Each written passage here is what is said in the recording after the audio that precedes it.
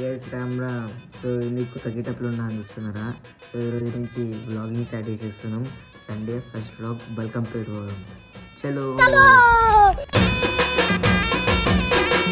బల్కంపేట ఎల్లమ్మ బంగారు తల్లి ఎల్లమ్మ, బాయిల ఉన్న ఎల్లమ్మ మా ఊరాల ఎల్లు ఎల్లమ్మ.